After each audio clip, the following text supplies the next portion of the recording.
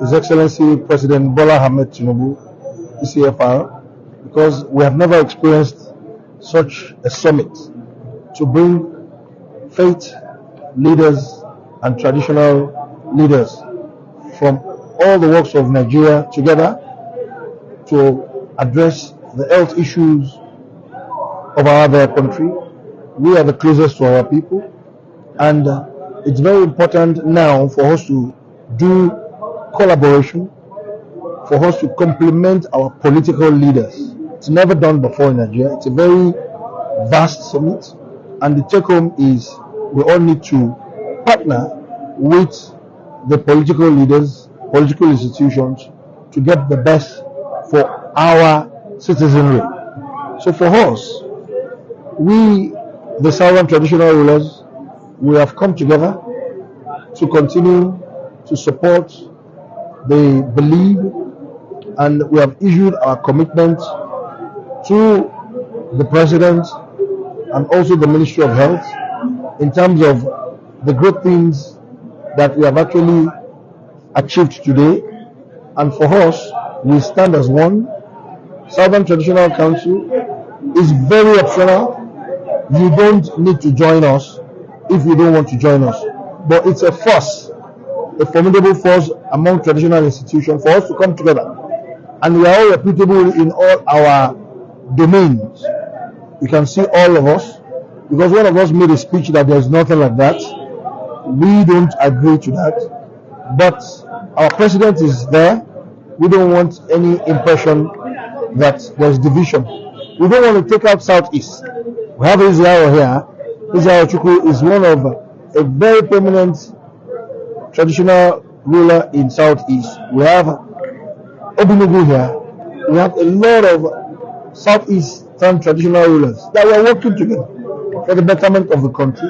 So for us, it's something that is key to let the whole world know that. Not make progress in this country if we don't tell ourselves the home truth. There's no way. There's no way. Now, again, they were talking about Southern Traditional Rulers Committee on Health.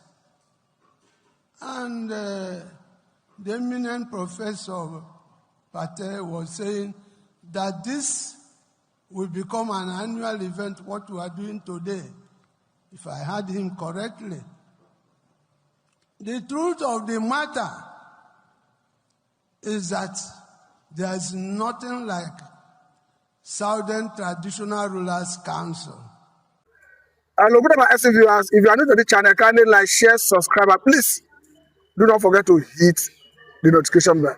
Mr. Chinedu Michael, there seems to be fire on the mountain currently in Nigeria. This after the United States of America came out heavily against Sharia, against Hizbah. And of course, they have even told the Nigerian government to cut tie with those who sponsor terrorism in Nigeria. But beyond that, let us quickly look at what is coming from the south is rejecting every Sharia move from the north. Let's start from there. Yeah, it has to be rejected and rejected completely. We have seen several movements from the north when Buhari was in power.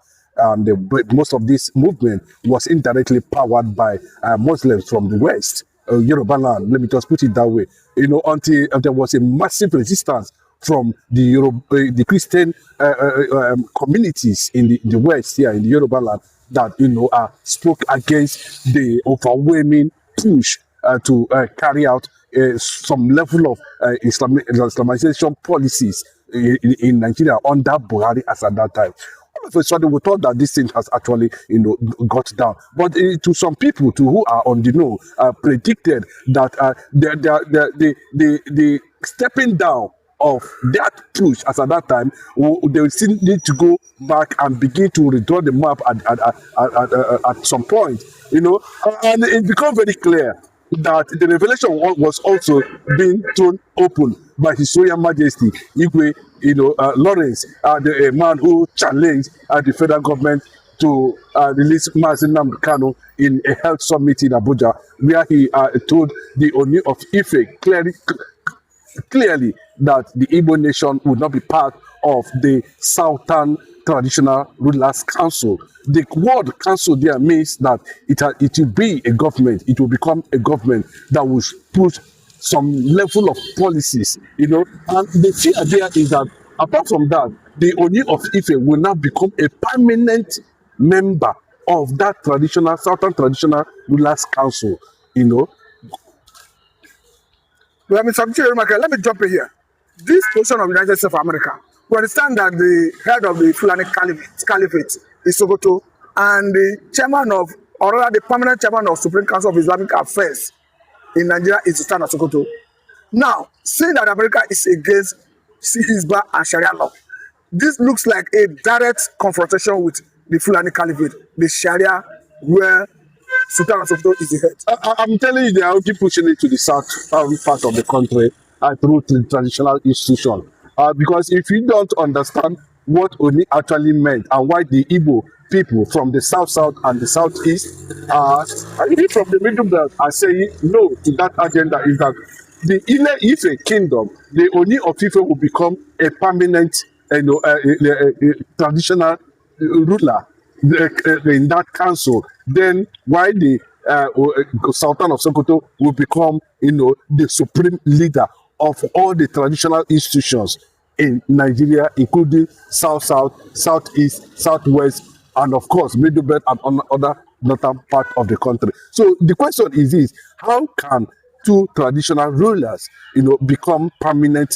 How can this thing be manipulated to that extent that we'll have one supreme leader and we'll have one permanent leader? Then they'll be able to take a certain decision. That is another plan to make sure that they keep on to push the religious Sharia through the traditional institutions. But coming to what United States actually meant by giving such conditions, because they have gone and they have done their findings and find out that, Sharia is a threat to Christians in Nigeria.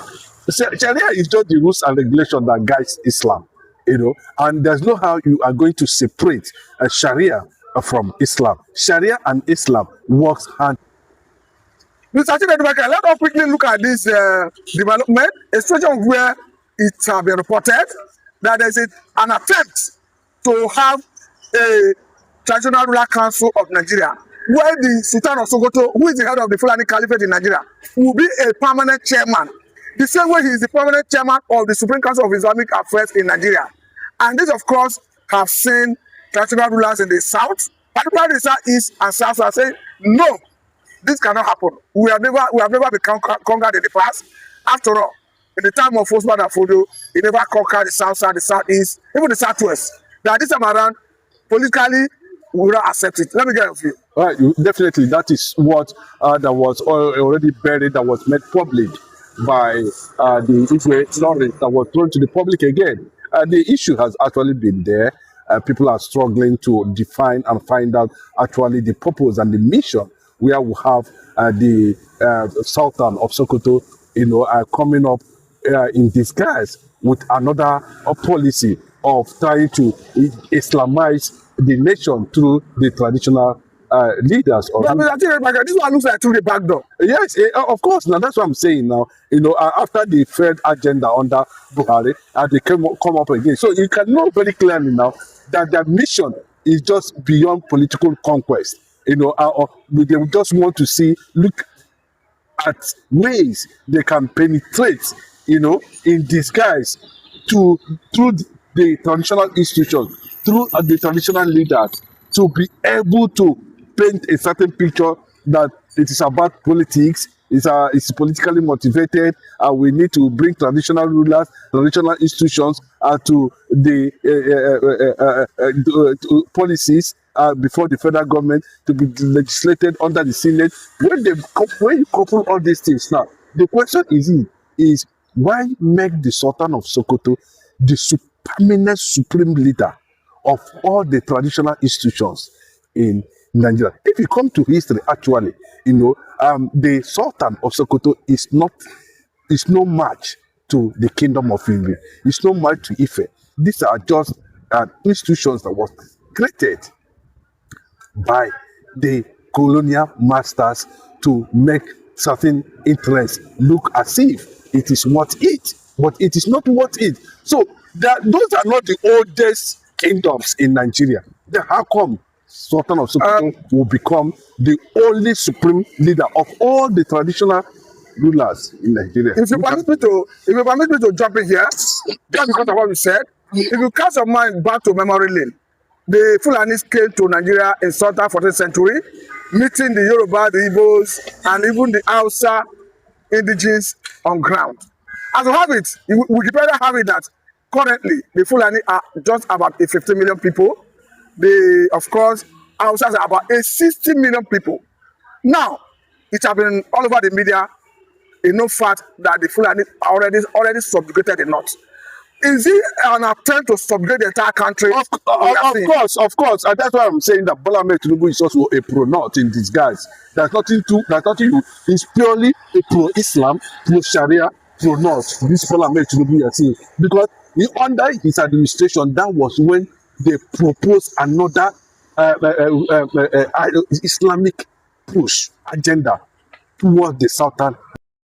The fact that the use of arms struggle to impose and Islamize Nigeria might not be able to, get the required result, especially understanding that majority of Christians are in the south.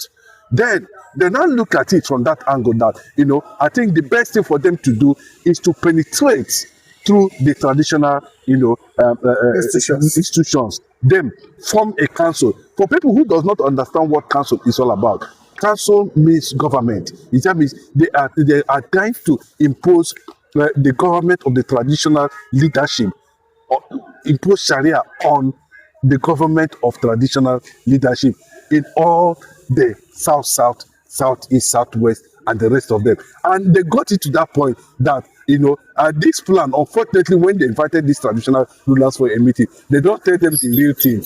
They try to paint a certain picture, but at the end of the day, the thing got exposed, and it has been rejected by the south and southeast traditional leaders.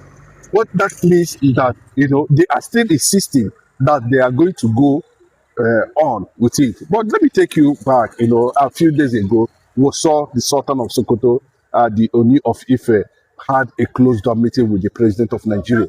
And we don't know whether there is serious problem in regards to that. That was few days after Rally Moore actually made the report public, where the Northerners are threatening that they cannot do without Sharia, and that Nigeria is a Muslim nation, according to Gumi, who stated it very clearly that Nigeria is a Muslim nation. The Yorubas, the Southwesterners, most of them are already battling with that position because they do not know, where the whole thing is going to land at the end of the day. But the problem is that, these conditions, the Northerners are threatening that it's not going to work.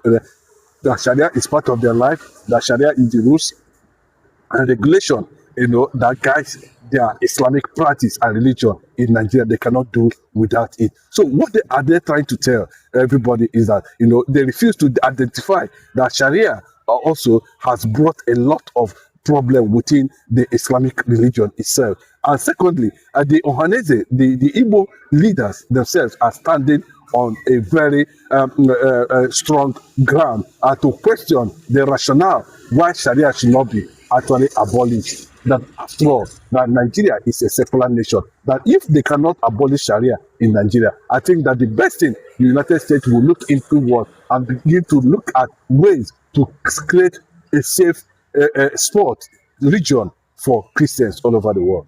Now, Mr. Chinedu Michael, if you permit me to jump in here, looking at the position or recommendation of the United States of America regarding Nigerian situation, what was very prominent is against Sharia law, against Hizbah. And we understand that currently about 12 states operate Sharia law in Nigeria.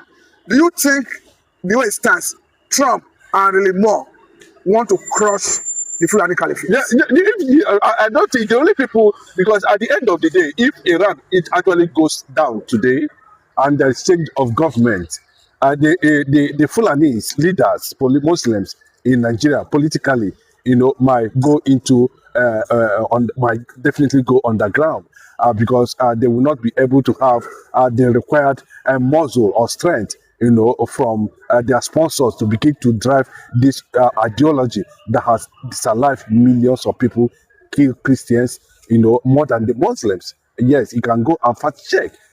So this ideology has actually disalived a lot of Christians more than the Muslims. But if you look at it very well, do you think that what America is doing in Iran today might likely give the Hausa nation, Hausas themselves, a kind of strength to challenge, because most of them are already coming up now to tell the whole world that the Fulanis, we are not we are not indigenous people, and that with the head of a late sponsor, Iran, going down very clearly any moment from now, that they can actually rise against the Fulanis in the north and chase them away. And that is in the other part. So likely, we might see a serious, communal clash of ideology, whether they are to allow Islam or to allow Sharia at the end of the day. But because they are being conquered and dominated by the Fulanis,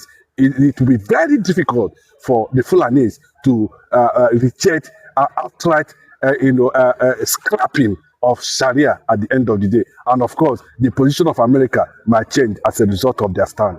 Okay, now let us look at this trending video, of course, where the people from the southeast part of the country, once they say southeast, we know it's synonymous with Biafra, are vehemently opposing, rejecting anything Sharia. Call it Hizbah, call it Sharia, we say no. Let me speak to us. Yes, but you know that Hizbah has been existing before now. It has been there in the north, but the government actually covered it up and keep quiet. But if it were in other region, such a thing was being established, like the ESN, then they would have gone wide and begin to look for all manner of stories, to make sure that they destroy it, completely. The Hizbah has been there, running as a Sharia army or Islamic army. Let me just put it that way. They have been there. But now that this state has been exposed to that extent that it has gotten international attention at the end of the day, the Igbo nation are insisting, that if Nigeria is a secular nation and not an Islamic nation, they should do away with Sharia. And for that reason, why they are killing people, why they are disaliving people and burning houses, is because of Sharia. Because, people are seen to contravene the rules of Islam. When you contravene the rules of Islam, then that means you go against Sharia. And the only thing that is left for you is death penalty. So anybody that is not obeying or understanding what Sharia is all about, it is very clear. It is the conduct, of which, if you fail it either by omission or commission, you must go for it. And anybody that is seen within the northern territory that is not practicing Sharia, they see that person as a threat. They see him as someone who is blaspheming their religion. And the only thing that's left for you is death. And that is why the entire Eastern Bloc, the entire South are saying very clearly that, you must do away with Sharia or we divide the country. And that is the picture. Go and find out very well. What does that Sharia represent? Sharia is the reason why many people are dying in the north, especially Christians. They have killed more Christians than the Muslim Hausa north or Muslim Fulani north. Go and look at the record. And if there's an attempt to attack a northern Muslim, it is being done in camouflage or by to achieve a certain agenda or to paint a certain picture that everybody is being attacked. In the first place, why would you actually attack people in that regard? Why would you take away life because of religion? That is the reason why people are dying in Nigeria. But the funniest thing is that, having believed that Nigeria belongs to them, having said to me that Nigeria is an Islamic nation and nobody will be able to do anything. And they are now trying to make sure that the southern part of the country, are being pushed or driven to a certain point where they will be taken unaware through the back door, and before you know it, there are elements of Sharia and Islamic law. I remember, too, they are busy empowering certain individuals within this eastern region, and by giving them oil well businesses, oil well, putting them in political positions and other. And these are the people who, at the end of the day, when the thing got matured, they are the ones that are going to defend Sharia in Biafran land. Have you seen that? Have you sensed that the Ohanese and the Biafrans all over the world are saying no to it? We are not Muslims. We are not Sharia. We don't believe in political religion. Allow this thing to die a natural death. If you fail to do that, then go to your region and practice it. Go and do it the way you want it to do there. As for us, don't bring it very close here. And that is the basis what we are saying today, that for now, has been rejected in the eastern part of the country. If you like, use the traditional rulers. If you like, plant thousands, empower them, and let them become Muslims in the eastern part of the country. It's left for you, but I can tell you, it cannot work in Biafran land. There is no Sharia in Biafran land.